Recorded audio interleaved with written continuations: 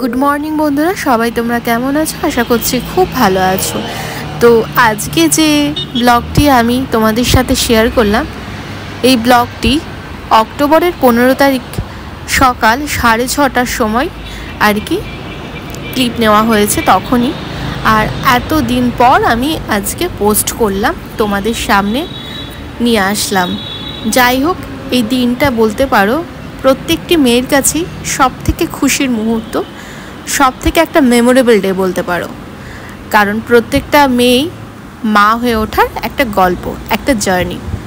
তো আজকে ছিল আমার ডেলিভারি ডেট।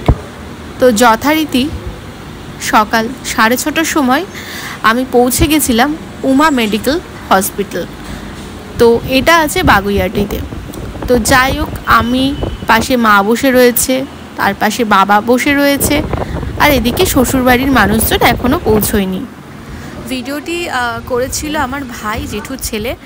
আর যাই হোক, এদিকে শাশুড়ি মা এসে গেছে, সুমিত এসে গেছে। তো কিছু ফর্ম ফিল আপ করার ছিল, সেগুলোই ও করছিল, আর আমারও কিছু সাইন করার ছিল, আমি করে তারপর অ্যাডমিট হয়ে গেছি। আর ওটিতে ঢোকার আগে একটু ভালোবাসা চলছিল বলতেই পারো। তো যাই হোক, এরপর থেকে আমি কোনো ক্লিপ আর নিতে পারিনি। আগেই তোমাদের কাছে সরি বলে নিচ্ছি, আর এক্সট্রিমলি সরি। আমি একটুও ক্লিপ নিতে পারিনি, কারণ আমাকে ওপরে নিয়ে চলে যাওয়া হয়েছিল। তারপর থেকে ফোন আমার কাছে আর ছিল না, ফোন ছিল সুমিতের কাছে। আর সেই টাইমটা জানো কতটা টেনশন নিয়ে বাড়ির মানুষরা থাকে। তো সেই মুহূর্তে আর কিছু শেয়ার করতে তোমাদের সাথে পারবো না।